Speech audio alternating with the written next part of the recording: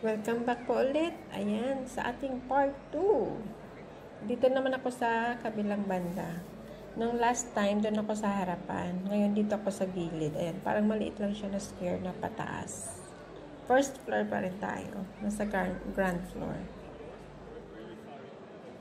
Hindi na pala square yun kasi pataas. Rectangle pataas na pala yun. Ayan o, magaganda yung mga corals.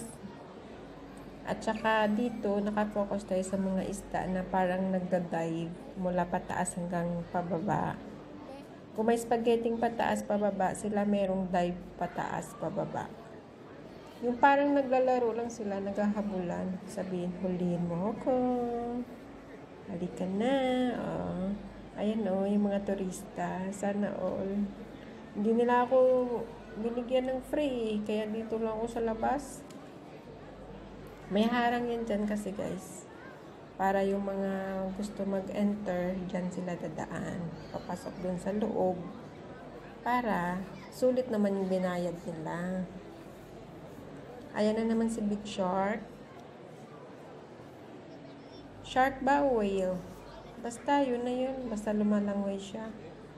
Oh, makikita nyo dyan mamaya. Ayan yung mga isda. Magdadive yan sila pababa. Sabay-sabay. Ganon. Diba? Maaliw ka.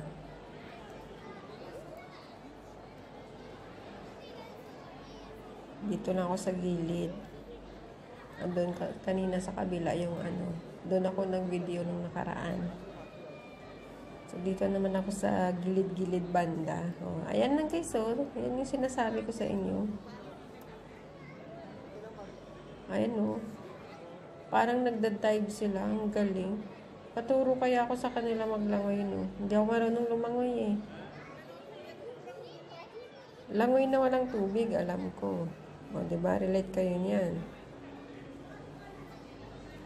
Ang dami. Ang ganda nila tingnan. Napaka, parang pare-pareho din yung laki nila. Dito sila sa kabila. Yung mga ganito, dito sila sa kabila. Yung mga shark naman at saka stingray, doon sila banda, doon sa gitna, sa malaking space. Yung ito, dito lang talaga sila sa gilid. Aakyat sila, tapos mula taas, lalangoy naman pababa. Ayan o. Yung parang continuous yung paglangoy nila, yung parang satisfying na panoorin. Ay, parang shorts yun na, satisfying. Tapos may mga naliligaw-ligaw na sharks din. Pero usually yung sharks doon sa kabila. Sarap mamingwit, diba? Hindi ka na mahirapan, no? Pwede kaya? Tanungin ko kaya next time, no? Mamingwit kaya ako nito. Para pag-uwi ko may ulam na. Napagod ka sa kapapanood. Wala ka naman pambili. E di umuwi kang luhaan. Ay, gutom pala. Buti na lang, nagbaon ako kanin. Alam na. Kaya talaga guys, pag may bata kang kasama, lagi kang magbaon ng kanin. Para kung makabili ka man ng ulam, at least sa kanin, busog ka na. Oo. Ayan yung mga sharks. Oh. Tatlo sila. I love you. Ay!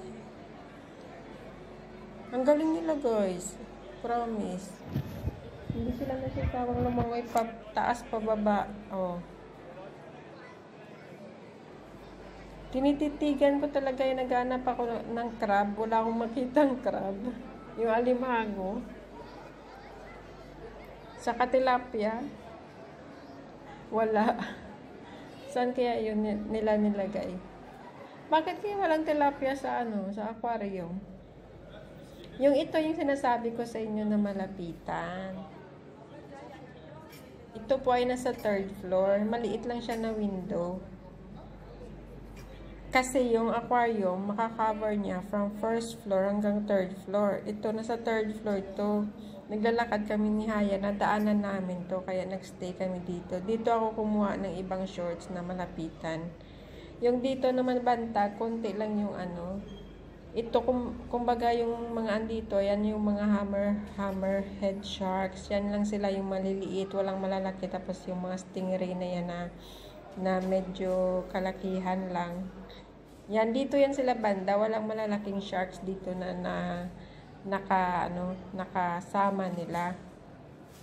Tapos sa gilid, may maliit na window dyan. Dyan yung maliliit. Mayroon siyang corals na maliit. Tapos may mga isda na maliliit. Ganyan lang yung view. Pabalik-balik lang yan sila sa paglangoy. Ganyan.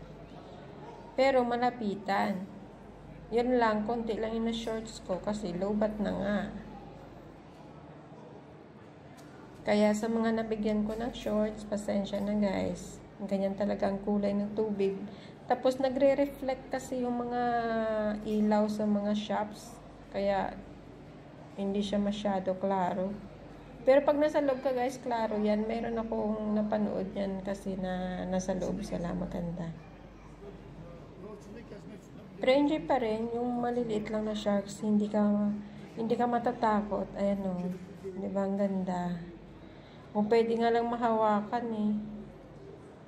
Yung mga naglalakad yan, sa likod ko yan, makikita mo siya sa glass.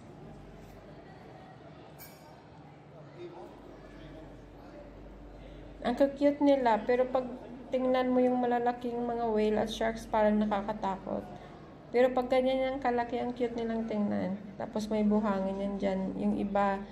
Yung iba na stingray, naglulublog dyan sa sa buhangin.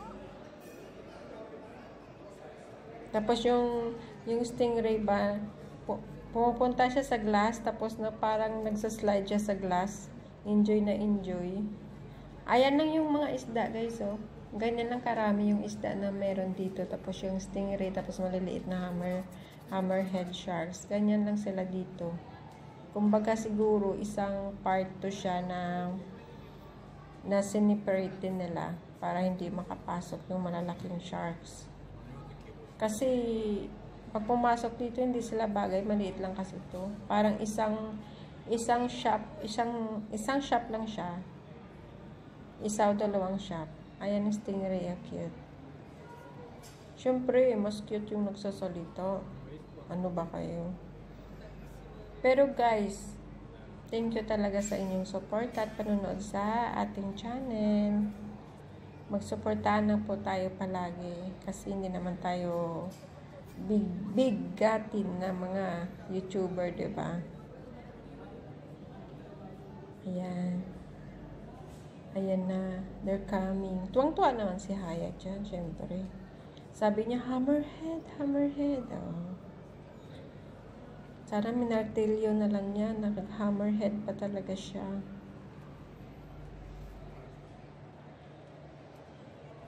Kung may mga iniisip ka, may mga problema ka, pwede kang pumunta dito. Basta may mag-drop lang sa'yo kasi pwede rin mag-bus, no problem. Mawawala yung problema mo habang nanonood ka niyan, oh. Napaka-relaxing siya.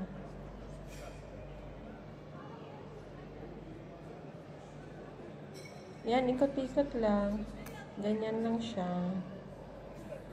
Pero mga 10 maliliit na sharks ata yung meron dyan. Tapos yung ganyan, no, isang family ng fish.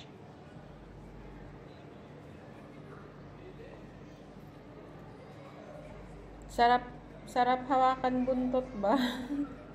Lalo na yung stingray pag pumunta siya dyan sa glass.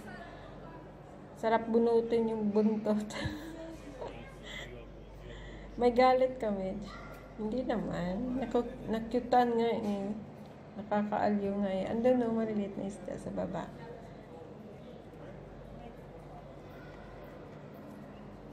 Ayan o. Oh, diba ang ganda?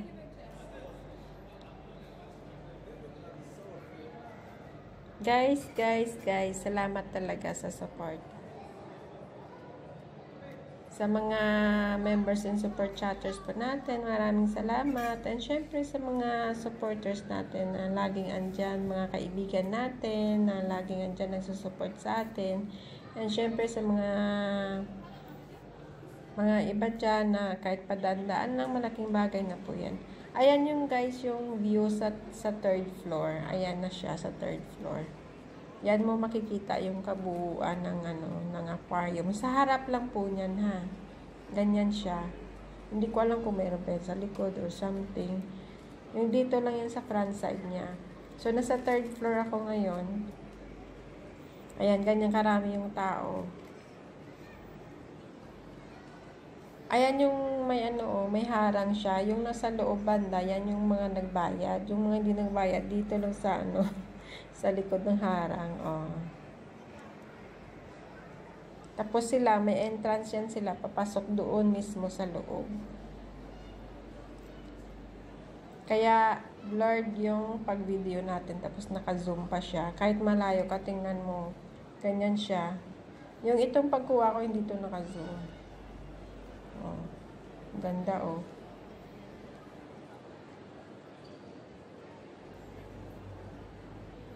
Enjoy naman yung mga tao, syempre.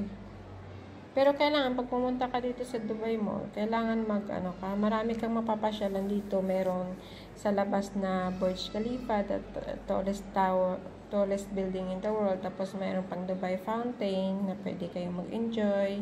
Syempre, dala kayo ng pera. Kung wala kayong pera, dala kayo pagkain nyo para safe na safe. Tapos may little park din yan doon banda sa harap ng Burj Khalifa. Kaya sana nag-enjoy po kayo. Kung may pera kayo, punta kayo dito at ilibre nyo ako. Salamat sa inyong panonood, guys. Hanggang sa muli. Sana hindi kayo magsasawa. I love you, I love you, I love you all. Ingat palagi and manghilang po tayo pataas. At di pababa, mag-inggitan po tayo sa mga mabubuting gawa at salita at hindi sa masasama. Discording Mitch. Bye guys. Have a nice day.